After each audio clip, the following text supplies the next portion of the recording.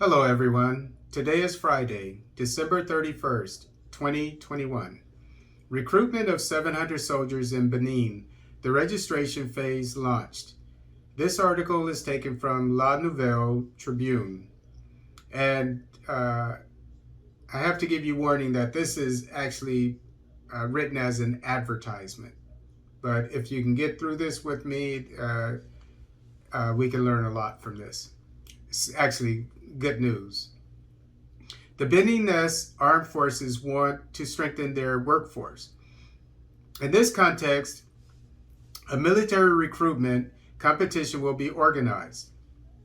700 young people are wanted. They must be over 18 years of age on January 1st, 2022, and at most 25 years old. The registration phase has already started. All those who meet the required conditions are invited to register on the site, and it gives a www. In the period from Monday 3rd to Friday 14th January 2022. With regard to the required conditions, it must be said that apart from the age criteria, applicants must be of Beninese nationality, which is great, not to be a state agent nor a former military member who has been struck off, enjoy their civic rights and be of good character, have a minimum height of 1.60 meters, which is 5'2", for girls, and 1.65 meters, or 5'4", for boys. The Beninese must be relatively short, like the Ghanaians. I'm of either Beninese or Ghanaian origin, which doesn't surprise me. I guess that's more proof that I am. For boys, have a good physical constitution and be medically fit, have the first cycle certificate, BEPC, I assume that that's their diploma, or any other diploma recognized as equivalent. Recruitment will take place in 3 phases. The first, the sporting one, will take place in the 12 administrative centers of the departments and will include a selective running event of 4 kilometers for girls and 6 kilometers for boys. That's pretty long. In the Army, we, for our PT physical training test, we ran 2 miles, which was a lot, to airmen. Anyway, that's pretty long. 6 kilometers is about 4 miles, about twice as much as the Army, U.S. Army.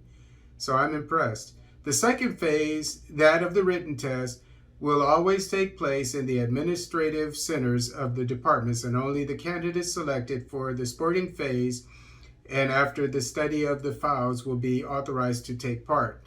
The last phase, devoted to the medical aptitude examination, concerns the candidates eligible at the end of the written test.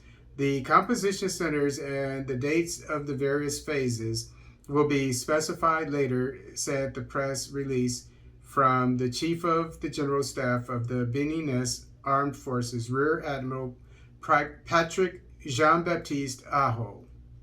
So the Beninese Army will get 700 soldiers in the not so distant future. And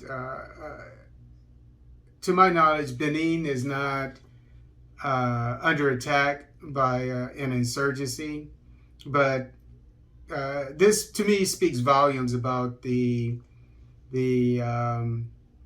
government of Benin. They're preparing themselves, and I will say this: I truly believe that every African country should bolster its military. And I won't drag on about this, but I'll tell you one reason why. A very simple reason.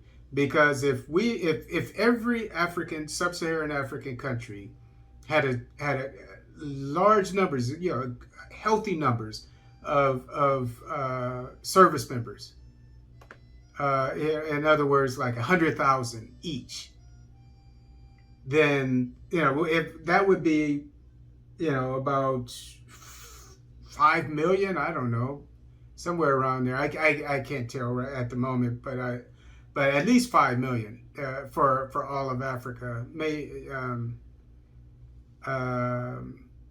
me see, 100,000 each. Yeah, that would be 5 million for the continent of Africa, or the sub-Saharan Africa. So the point is, if so we have insurgencies in the Sahel, Mali, Burkina Faso, Niger, a little bit in Chad. They could all get together and send many of them there. You're talking 5 million.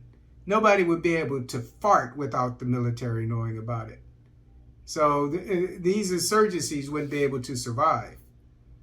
And so I really commend, I think it's President Talon, the Beninese head of state, for making this move. And some of you may know that I've been saying that Mali, in particular, needs to beef up its military instead of relying on the UN, the French, and the even Wagner Group. And I think they should hire Wagner Group because of their record. But more than anything, they need to start hiring more and more, or recruiting is a better term, more and more service members.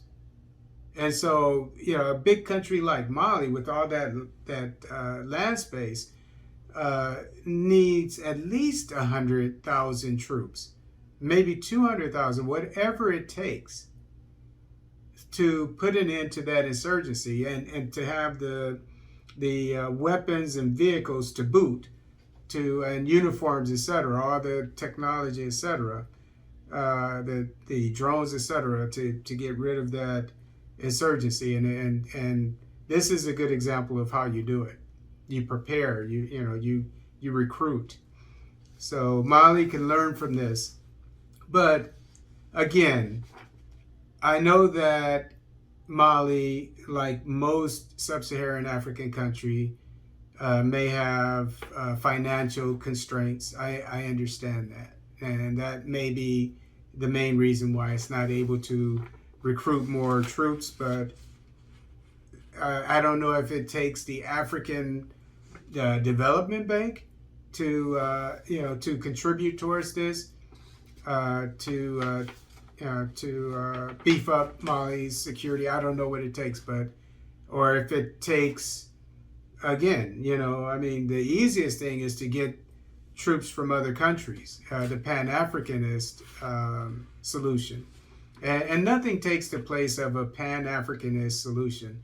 The only thing holding us Africans back from solving our security problem is us.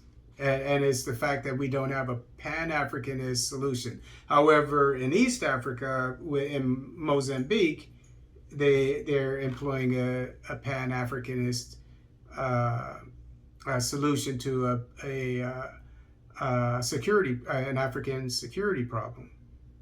With the Rwandan, South African, Mozambique, etc., DRC forces coming together to fight an insurgency there that just popped up.